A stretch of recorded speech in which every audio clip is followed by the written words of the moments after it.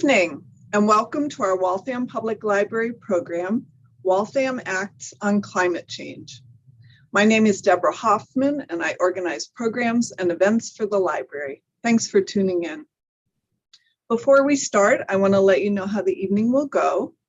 We have 3 speakers tonight, and together they'll speak for about 30 to 40 minutes, and then they'll field questions. To ask questions via the chat function, use a Google account to sign into YouTube.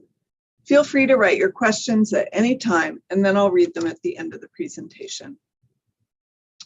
Michael Cavallo was Director of Renewable Energy for the Clinton Climate Initiative and C40 Cities, an association of the largest cities of the world. He currently chairs WeCan and is on the statewide steering committee of 350 Mass. Michael teaches data analytics, risk management, and leadership at Northeastern University.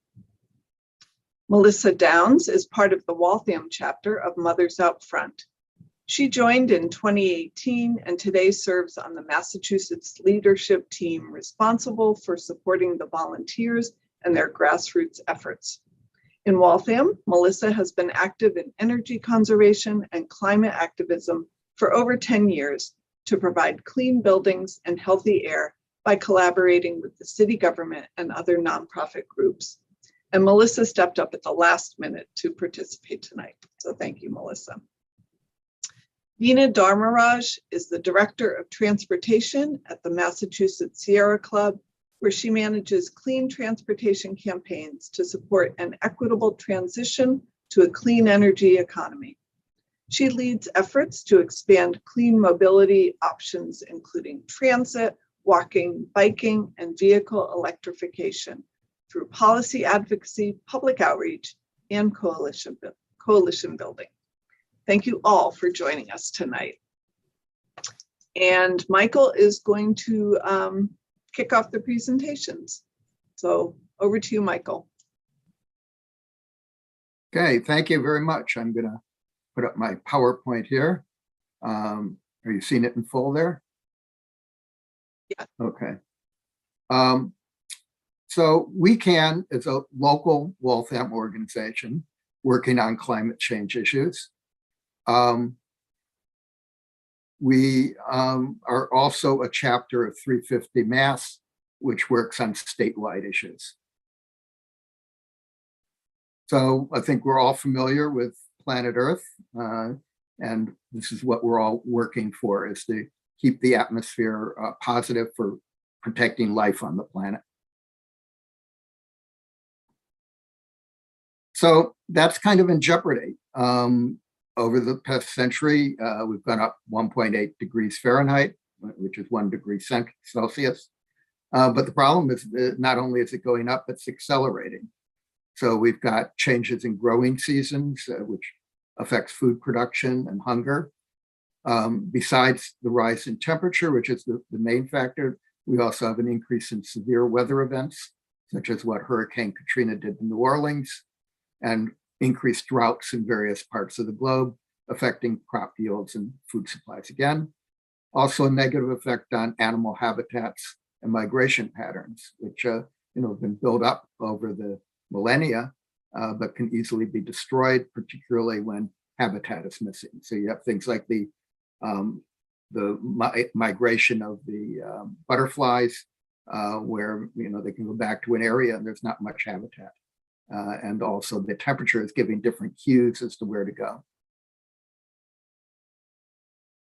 So I'm not going to spend too much time on that because I imagine the people that are interested in tuning in are already pretty convinced. But here's an example of the temperature and how the mean temperature has been rising since 1880. Sometimes climate deniers will talk about data being fudged, but obviously nobody was thinking of this question back in the 1880 to 1980 area. So those recordings are very, very accurate and contrast vividly with the kind of readings we're getting now. And let's see if I can move the pictures of people out of the way. And if you look at the historical CO2 levels, there's a an obvious correlation that as the parts per million of CO2 in the atmosphere have gone up over 380 now, that's clearly connected with the rise in temperatures. And 350 mass was named for, what was looked at as a maximum CO2 parts per million level that, we could live with. And we're already above that now at 380.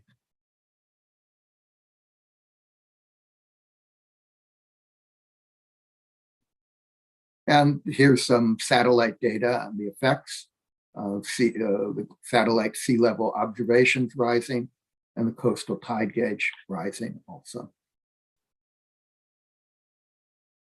Okay, so here's one problem.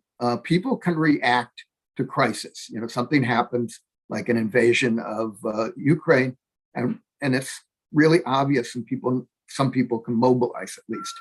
But it's much harder to get people to mobilize psychologically when, even though it's a crisis, it's just too slow moving.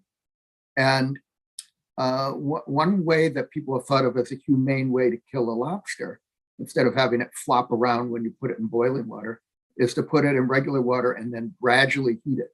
So the lobster sort of lulled to sleep and doesn't even notice what's happening. And that's sort of been how part of the globe has reacted to climate change. That because this is incremental, we're not dealing with it enough.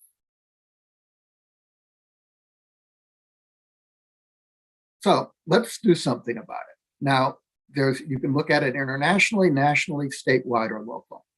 Internationally, it's very hard for one person to have much of an impact. Now, Greta Thunberg would be a counterexample to that. She's really mobilized a lot of people, but most of us on our own can't do very much on an international scale. Another problem with international action is most of these global pacts, whether Kyoto or Paris, are goal setting in the far future and don't have enforcement provisions. If we don't reach our goal, nothing happens. Nationally, it's easier, a little bit better for the individual to have some impact. And there's an excellent scale of impact, but the political roadblocks in the United States especially, there's opposition that causes paralysis. Statewide, we don't have as much of a paralysis because enough people, a large majority of the political scene would like to do something.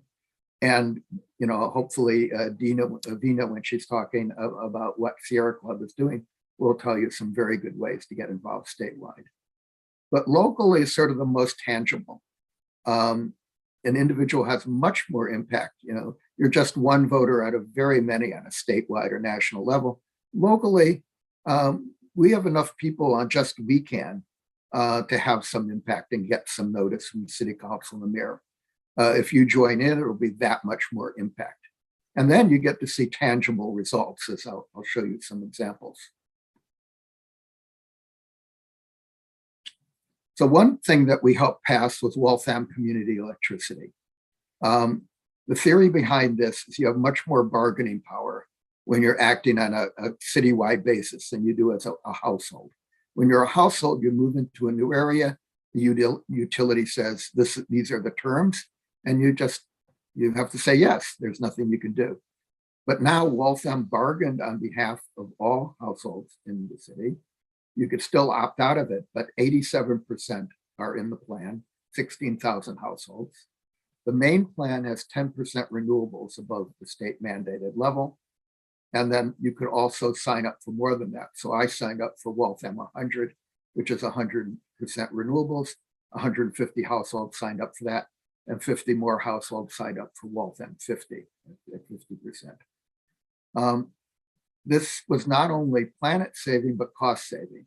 The Eversource rate is 15.735 cents per kilowatt hour, whereas the Waltham 10 rate is only 10.912 cents per kilowatt hour. So the Eversource is 44% higher than what the Waltham 10 rate is. And even the Waltham 100 rate, the most expensive rate on the Waltham plan, it's at 14.134 cents per kilowatt hour. And that's still less than what the ordinary Eversource people are paying. In addition, you get tax savings too with renewable energy certificates. Now, if you missed your chance to sign up, you can still sign up because you're always able to join or switch. And I've listed the website down there. I'll leave that up for another 10 seconds for people to copy it down if you need to switch. Okay, we also got a single-use plastic ban passed, and it's about to go into effect. It was introduced in 2018, didn't get a final version passed until December 2021, goes into effect Saturday, June 25th, 2022. It'll cut carbon emissions because plastic is made from petrochemicals. It also reduces plastic waste, which is destructive to fish and other marine life, can get into the food chain and disrupt hormone balances. It also helps on land-based waste because plastic bags follow the city recycling machines, and plastic bags compose part of irritating street litter. This took us a long time and a lot of work to get past. Mothers Out Front was also very helpful on this issue, so a lot of commendation to them as well, and Sierra Club worked on it too. We originally got it passed in 2019. It then went to the city legal department and sat there forever. When it came back, the city council amended it, so it then went back to the city council. So this is where organizations like WeCan and Mothers Out Front and Sierra Club really make a huge difference, because if the city councilors and the mayor hadn't been hearing from us, it would probably still be languishing in the legal department. So there's still a lot to do. And the more people that join in, the more likely any of this is going to happen. We want to promote mass transit because that's a great way to cut emissions. Have more bus shelters and with better renovations for more protection. This is also a good way to protect workers going to work, and also renovation of the community rail station. Both would promote mass transit. We can do more to go electric with city vehicles and city fleets, and then more charging stations for various automobile owners to be able to use. We need to clean up the grid, which takes statewide and regional action. We could introduce composting, and we have a plan to have a pilot project in Waltham. And we'd like to promote more use of solar energy. But without help, there's only so much the people that are active in these organizations can do. So please, we need your support, and it'll really make a difference. And so there's our email address. We're the Waltham chapter of 350 Mass, so we can also work on state issues. We're looking for help with further ideas. So if you have great ideas, come to join us. We're looking for activists. Most of the work I do is lobbying for new laws, but if people are more in tune with doing demonstrations, we need people that are interested in doing that sort of thing or leading that sort of thing. We're looking for leaders. We're looking for people who want to be part of the solution. Thank you very much.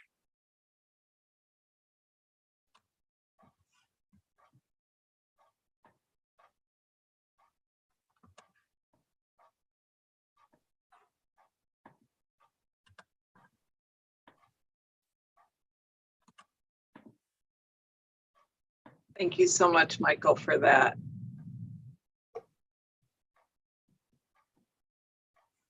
I'm not seeing the button to take this off. Let's see, there it is. There you go. Great. Thank you. Melissa, over to you. Great, thanks. Let me bring up the deck. How's that, Deborah? Can you see it? Yep. Do you want to put it in slideshow mode? Yeah, it seems resistant to it, doesn't it? There you go.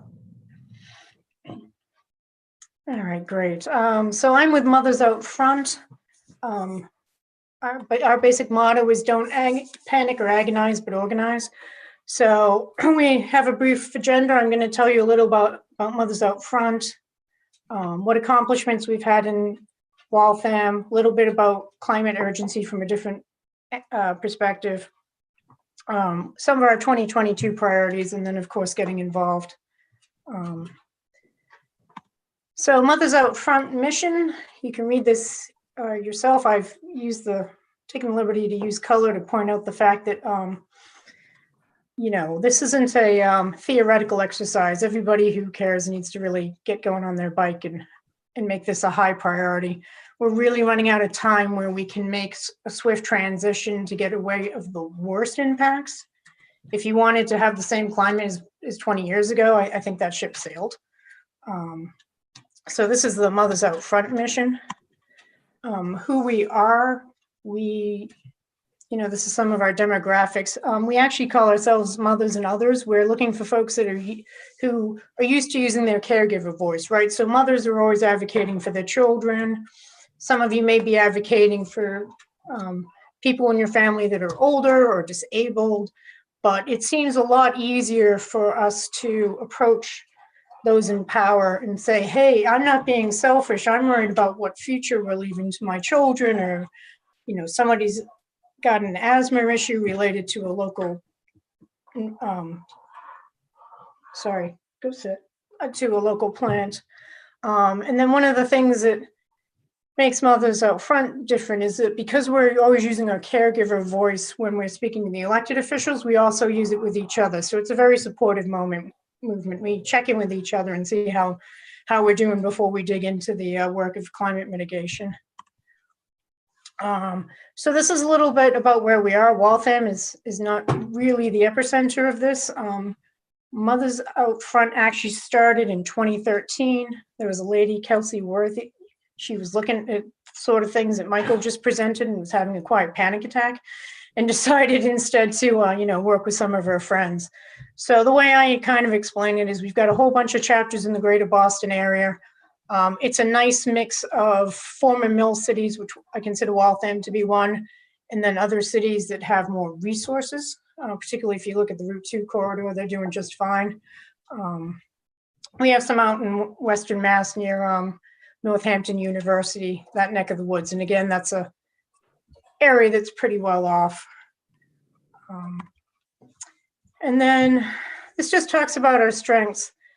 Because we're caregivers and we're, always kind of trying to shame people with our mother's fingers, but you shouldn't do that. But, we build compelling public narratives. And the reason we do that is it kind of gets people away from the business as usual mindset. And if you can kind of put a personal story to it, like, the State of the Union, they've always got people in the gallery that stand up at key moments. That's the sort of thing that kind of, gets people to engage the issue fresh and use their hearts rather than their brains. We've got this quote up from Jenny McCarthy. She's currently in the Biden administration, so she's doing good work at the federal level. But that's just the kind of quote that makes you stop and pause and reset the motivational bar if you're having a particularly despairing day. Waltham Accomplishments. So Michael did the mechanics of the Waltham community electricity. We structured this differently than other Mother Out Front communities. Waltham's still a fairly blue collar working class type of community. So the 10% more renewable energy was done because we felt that's where we could get that it would be accommodating for those on fixed income. We wouldn't cause any angst and people, opt out because they're afraid about the financial impacts. And I just like this graphic because basically when you look at your phone, look at your electricity bill, they talk about delivery and supplier charges. Unless you're looking at your bill to see that the name of the supplier has changed, you can't even tell you've got a new system going on. And then we've got the picture of the kids over here. National Grid is located in Waltham, so we have a extra right, I guess, to get the ears of the executives there. But Mothers Out Front organized a fun event. It started in Pittsburgh, Massachusetts, and we had different chapters collect their postcards and get them into the greater Boston area. Some of them went to Eversource, some of them went to National Grid. Some people walked, some biked, some got their EVs out. We chanted outside National Grid. Some of the older organizers in Mothers Out Front were around during, I'm thinking the Vietnam conflict, so they have these really good chants. But that was an effective day, not only because we collected all those postcards and we got press and it was a multi-day event and multi-location, but National Grid actually sat down with us after that event to talk to us, to, you know, have a listen to what we had to say, which is great news. Now, that doesn't mean to say when they just submitted their new energy plan to the Attorney General's office that they didn't fall back into their old habits and put up a proposal that has so little renewable energy and innovation in it that they will fail to meet our legally mandated minimum reduction requirements. But, you know, at least they stopped and listened. So the other thing that the Mothers Out Front did is we advocated for a sustainability position in the City of Waltham Planning and Housing Department. We didn't get a dedicated position, but they did hire an additional person with sustainability responsibilities, and that's James LaCrosse. So we're very happy to have him there. It's just nice to know there's a professional in the organization, in the city organization somewhere, who's at the right point to, like, understands the climate mitigation, and, you know, complete streets is another avenue, green communities. They've got a comfort with that stuff, and they can help advocate for us when we're not present. So that's what we've done in Waltham. As I said, Waltham started in one city and it propagated across. I've put this climate change emergency slide up because Michael talked to the fact that we're not moving fast enough, but I think this slide, if you look at the left-hand side, does a really good job of explaining why the needle doesn't move. We've got all these folks doing business as usual where life's good for them. They're making money, right? They've got access to talk to regulators and utility folks and all the government officials, and, you know, they're having conversations behind closed doors in rooms you and I don't even know about, right? So we're fighting that. And then on the other side, it seems like the ordinary citizen has lack of power. But I think Mothers Out Front and Sierra Club, and there's various organizations out there that have proved that if you do get a good narrative and you can get some energy going, that you can influence them. I think climate mitigation work is a lot like being at the sea. You can't turn your back on the ocean because it'll just do what it wants. So I'm going to show you this example of one of the things I haven't talked about. This is how Mothers Out Front got started. The very first chapter, you know, they're worried about energy efficiency. Well, they're worried about climate mitigation. The nice thing about this map is all these yellow pins are broken pipes where the methane's leaking and it's sufficient that somebody called the gas company and said, hey, my tree's dead or it smells funny, and they pinned them. All the orange ones are the ones they fixed. Now, the fun thing about the utility companies is they've put a plan in that gets all these repaired. But the reality is the gas leaks that they're finding is a greater number than they're repairing in the same period. So basically, the business as usual model isn't even working, right? The system's hugely leaking gas. If they only repaired some of the leaks, it would help. But the other problem with gas is it's methane, so it does a lot more damage to the climate than some of the other gases. And this is how Mothers Out Front works, right? They started this gas leaks, they went around, they tagged them, they had a community event, they went around and they put posters up and knocked on people's doors and like, hey, did you know that, 2 doors down is a gas leak? And that you find some stuff that was really simple to do. They did it in one town, another town heard about it, and like, hey, can you show us how to do that? And that's how we not only grew the movement, but that's how we bring people in. We're not asking you to be an expert in anything. All we're saying is if you really are motivated to make a change, you just need to find us, and any of us. It doesn't matter if it's Wecan or Sierra or, obviously I'm pitching for Mothers Out Front, but the idea is you find a group and you just get going. And this is nice because Mothers Out Front did this first to influence the city officials. And then we figured out we could influence the legislation at the state level. And then we figured out that we could put pressure on the utility companies. And although this started in Massachusetts, there's other chapters nationally. Virginia's got problems with people trying to put new pipelines in their neck of the woods, right? So this turns out that it can propagate across the country. And this is just a summary slide. You know, it's hard work, so I think it's important that everybody take a bow when they get something right and kind of celebrate the win. So we have gotten National Grid to change their perspective. The gas leaks also is very important to Mothers Out Front because it was a huge partnership, right? Heat didn't exist before this project. Heat's the ones that figured out how to go around and do the Google Maps and track it. Heat worked with somebody at BU, Boston University. They figured out for $75,000 how they could put some specialty equipment in an SUV with a sunroof and find the leaks. They can literally go around an entire city and find all the leaks in like 10 days. So it's super cheap, and it takes away from the utilities the ability to moan and groan about how hard and expensive it is, right? Because you're like, well, you know, these people have just been looking at it for 10 minutes and look what they came up with.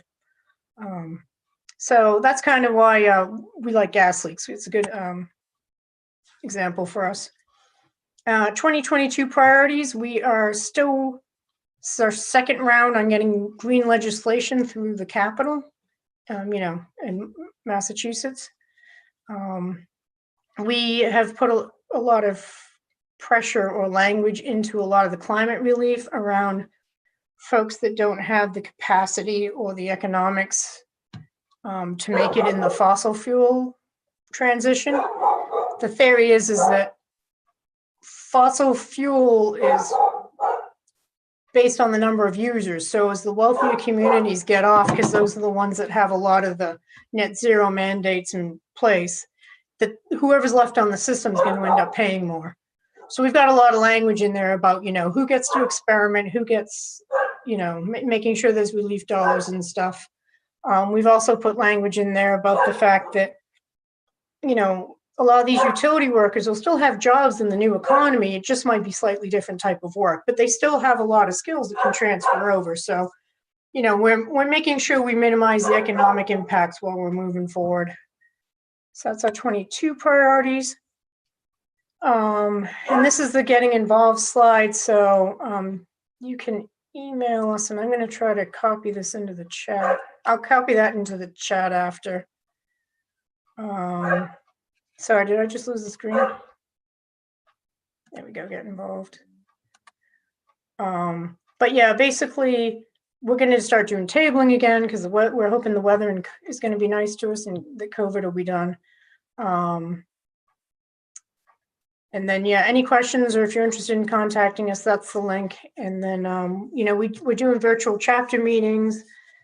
We do a lot of quick hit events for our members where, like, you know, 1 o'clock while you're eating your lunch, you can, you know, attend a quick webinar and press a button and tell your local legislator that what Mothers Out Front said is what you want to see happen, right? So you get that quick win and then you go back to your busy life.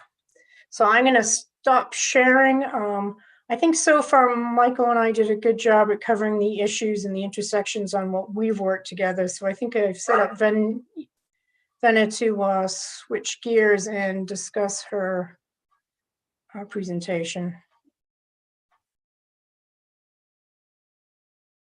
Thank you so much, Melissa. And Vina, it looks like you're all ready to go. So thank you for that.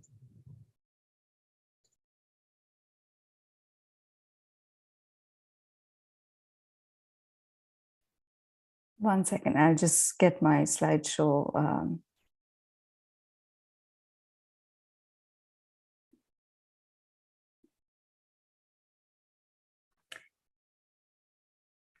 Great, you can see that, right? Okay. Perfect. Yep. First, a big thank you to Waltham Public Library for inviting us, and I'm really excited to be on this panel with fellow climate advocates, Melissa and Michael from Mothers Out Front and wecan. I am not sure I have got the right presentation, so I'm going to stop my screen share and try it again. One second.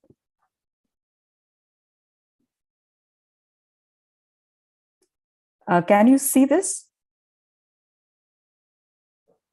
No, not right now. One second.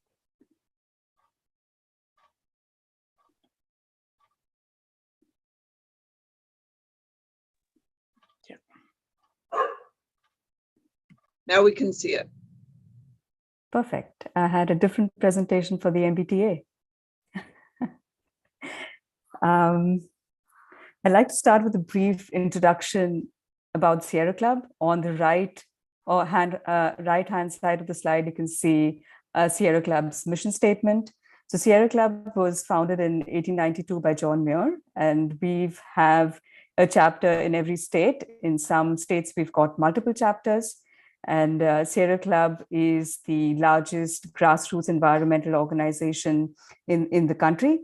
And we have a very small staff of 5 in Massachusetts, and a lot of our work is volunteer-led. Both Melissa and Michael spoke about how important it is to have activists join the movement. And at Sierra Club, we have a very strong volunteer-led movement.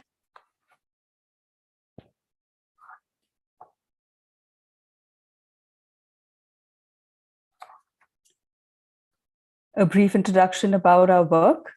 Sierra Club organizes around climate action, and we champion climate solutions for a just and equitable transition to a clean energy economy.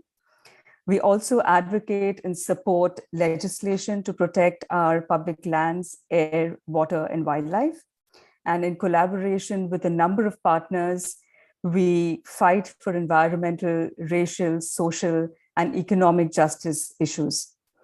Through our outings program, we help people explore and enjoy our natural world. Transportation is often not spoken about when we speak about climate, and I'm very happy to share a little bit about the work that we do at Sierra Club that is focused on decarbonizing this sector. So why is it crucial to reduce transportation emissions? And there are several reasons. Transportation is the leading contributor of both air pollution as well as emissions, both in Massachusetts as well as nationally. In Massachusetts, it accounts for 42% of our emissions.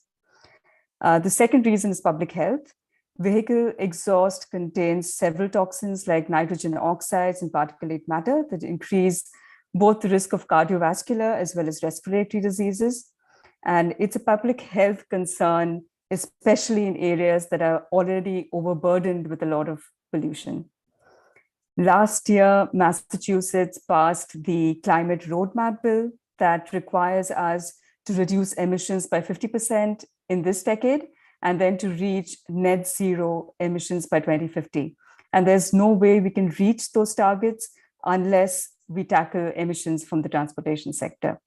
And finally, the fact is that the consequences of climate change, as well as emissions and air pollution, directly and disproportionately impact low-income as well as communities of color. And that's an important reason why equity should be central in all the climate solutions that we talk about, whether it's transportation, buildings, whether it's our energy system. We should be centering all the solutions that we have on equity. Here are some strategies that we could use to decarbonize transportation. Single occupancy vehicles are the largest contributor to pollution and congestion on our streets. So we need to prioritize moving more people in fewer vehicles. And one way we could do that is by expanding our transit system, making it more affordable and reliable for people to use all across the state, including in Waltham. Another way to encourage people to leave their car behind, at least for local shorter trips, is to make sure that we have safer biking as well as walking infrastructure statewide. including in Waltham. And finally, in the short term, we need to be setting stronger federal efficiency as well as emission reduction goals, because we know that ICE vehicles are going to be there for some time. But in the interim, we need to keep moving towards a transition to cleaner, zero emission electric vehicles. There's several ways in which you can advocate for transportation.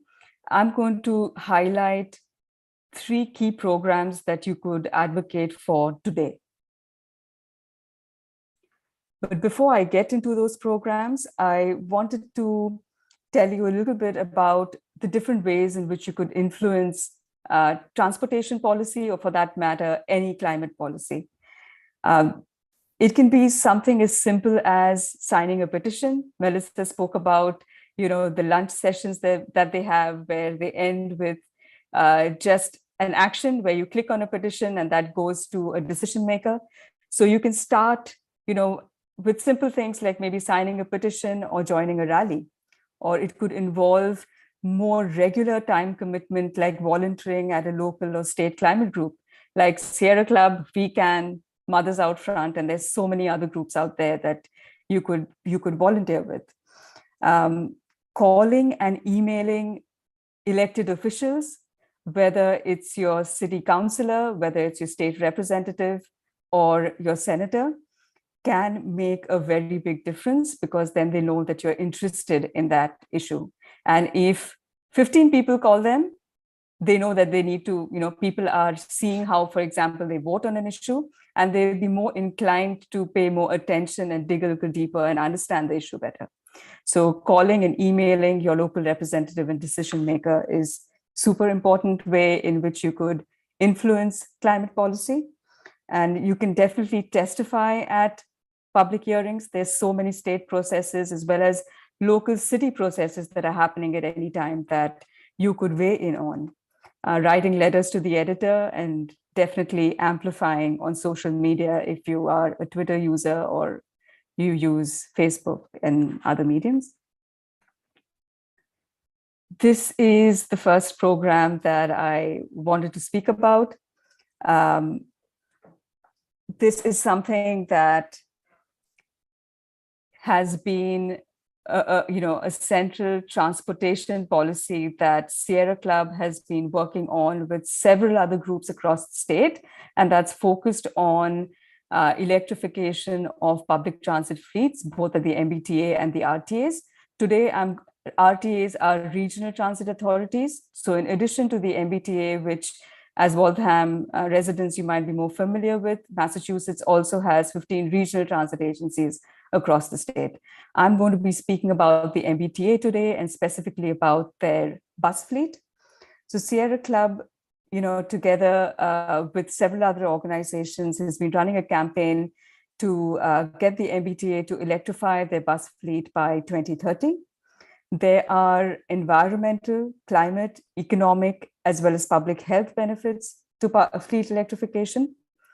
Electric buses have zero tailpipe emissions, and they offer air quality benefits to people who are living on routes that are close to bus routes that MBTA follows. They are 4 times more fuel efficient than their fossil fuel vehicles. So it can be a bus that runs on natural gas. It can be a bus that runs on diesel hybrids. So it's 4 times more efficient than those buses. Battery technology is progressing very rapidly. It's getting cheaper. It's getting more efficient. So electric buses today can travel anywhere between 150 miles on the low end to, say, 300 miles on a single charge, which means most bus routes that MBTA runs could run on electric bus technology. And with fewer moving parts, electric buses are less expensive to both maintain as well as fuel over their lifetime, and which means they save a lot of money for transit agencies. So it benefits everybody concerned. It benefits the transit agency, it benefits the taxpayer, it benefits people who are using transit and people who are living near transit routes. After years of advocacy, MBTA has released a fleet electrification plan, but it's not aggressive enough, and it's targeted to reach 100% electrification by 2040. So here are some actions that you could take. You could, to help get clean, zero emission public transit in Waltham, you could write first to your city councillor or to your state representative or senator to let them know why clean public transit matters to you, why it is important. And you really don't need to know anything much beyond the fact. You don't need to know the details of electric bus technology. You only want to tell them why it's important for you in terms of public health benefits. If you're a transit user, how it impacts you. You can, if you're reaching out to your legislator, please let them know that they can support Bill H3559, which is a House bill, and Senate Bill 2292. This looks at electrification of the MBTA as well as RTA, commuter rail and bus fleets. And this is under consideration, hopefully in maybe climate legislation that is likely to come up this session. And if you're reaching out to your city councillor, please advocate to them and let them know that you would like them to reach, maybe submit public comments at an MBTA meeting and advocate for all electric bus routes that run through Waltham. Your councillor could also submit, or even the city, a lot of mayors also show up at MBTA board meetings and public meetings and offer public testimony. And there is a good way to do that by weighing in on the capital investment plan that is under consideration at MBTA. There are some sub-bullets there which will tell you what you could advocate for. And there is a monthly board meeting that happens where different issues related to MBTA gets discussed. It can be about fleet electrification, it can be about low-income fares, it can be about specific projects, and it's a good opportunity for both the public as well as elected officials to weigh in. On the right-hand side of the screen, there's some details about a report that Sierra Club published recently with allies, and you'll have more details about why electric buses make sense. The second issue that I wanted to highlight in relation to Waltham is about electric school buses, and this is an opportunity for Waltham to take climate action by electrifying their school fleet. Around 95% of school buses run on diesel, and they expose kids to toxic pollution. Air pollution inside buses have been found to be higher than the pollution levels outside the bus in some cases. Electric buses have zero emission, they're very quiet. And because school buses are on the road for very few hours every day, there's something known as a vehicle to grid technology, which could be used to sell energy back to the grid when the bus is not in use. So the school district could earn some revenue out of that. And if, for example, Waltham contracts out their school buses, they could also get into, an agreement with companies like, for example, Highland Electric, that takes in the risk of buying an electric school buses so that the school district doesn't have to pay the higher upfront cost of the buses, but they take in all the risks of managing the battery and the vehicle to grid technology that they would need to set up. There are cities that are already having electric school buses in operation, and some of our neighbors have them already. So you can definitely urge your city councillor to advocate and apply for funding. So Waltham can actually apply for EPA's Clean School Bus Program funding that is going to be available in the end of April. There's $5 billion available for, it's a competitive grant process that municipalities across the country can apply for. And there's going to be $1 billion per year for the next 5 years that cities could make use of. Funding is also available to other state programs like the Diesel Emission Reduction Act, as well as the Massachusetts Clean Energy Technology Center also is going to have an $8 million grant available for school buses. So please reach out to your counselor, please reach out to the city staff, let them know that this funding is available and that you would like to see electric school buses out here. This is something that Melissa mentioned as well. And I feel that this would be a super important program that would result in a lot of benefits for Waltham residents. Waltham can actually lead on the planning, design, and implementation of a citywide Complete Streets program. Complete Streets is an approach to building streets that provide safe and accessible options for all travel modes on that street, whether it's walking, biking, transit, or whether you are a vehicle user. And it provides these benefits for people of all ages and abilities. And while Complete Streets needs to be designed to meet the needs of a community, and there is no one design that would fit, all needs, a complete street may include all or several of the things that are listed below. So it includes safe sidewalks, it can include bike lanes, it can include comfortable and accessible public transportation stops, something that wecan mentioned as one of their priorities for Waltham. And then it can also include safe crosswalks and accessible pedestrian signals. Again, there is funding available for this that Waltham, I didn't see Waltham listed as one of the cities that has applied for funding for this program. So encourage Waltham city staff as well as city council to, one, submit proposals to pursue this funding that's available through MassDOT, and second, to adopt a Complete Streets vision as well as Vision Zero policies for the city. So I'm going to just have my contact details out here. Again, encourage people to get involved in any local initiative that's happening. And we definitely encourage people to reach out and get engaged in Sierra Club activities. Thank you, and I'll stop sharing. Thank you so much for that, Veena. And thank you again, all of you, for those wonderful presentations, and especially focusing on how people can get involved.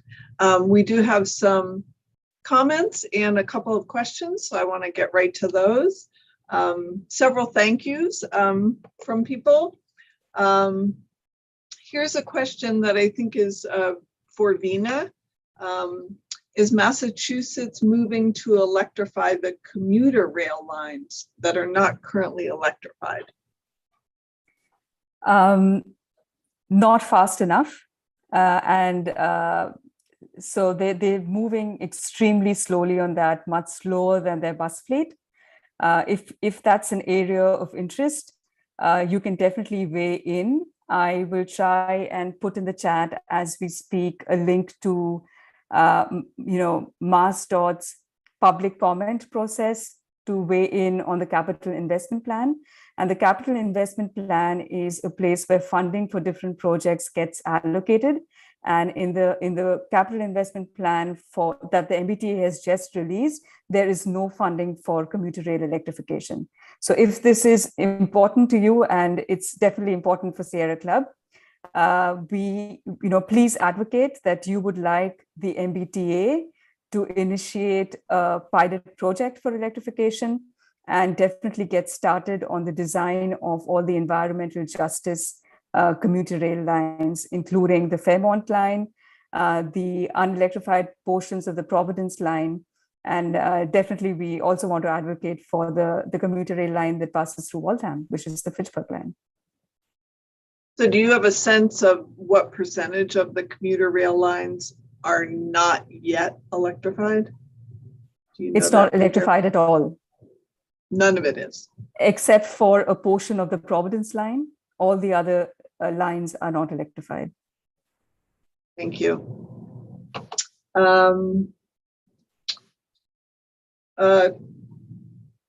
Cambridge just passed a green roof ordinance, and apparently Watertown also has a similar one for new construction. And this person is wondering, is this something that Waltham should look into, a green roof ordinance? I definitely think green roofs are one good solution. There are a lot of different ways to go with roofs that are good. One is to have solar panels. Another is the green roof solution. And another is white roofs, which reflect the sunlight back to keep the, which is also beneficial for not having CO2, for, reflecting the heat back. It avoids the greenhouse gas effect. So green roofs definitely is something the city should look more into. And is that something you would do when, say, you were getting your roof re-tiled? Yeah, that's so not the right word. Generally, go ahead. Sorry. Sorry, Michael. Ideally, if you were talking about an existing building, yeah, you'd want to do it when you were looking to replace the roof. If you were doing a renovation and you were going to expand the building, you typically have to have an architect look about the loads on the building. That's another good time to do it. There's different types of green roofs. Some of them are just like alpine trails where they're cute little herbs, like, a couple inches tall. If you want to put the money into it, you can do a fortified roof and put benches up there so people can hang out, and not great oaks, but you can get trees on the roof if you wanted to, like 10 to 15 feet. Wow. Okay, thank you. Let's see if there's another question. Oh, here's a question. What does testifying consist of? Are you sharing personal experience, or are you just expressing support for proposals? And I think this is in response to what you were talking about, Vina.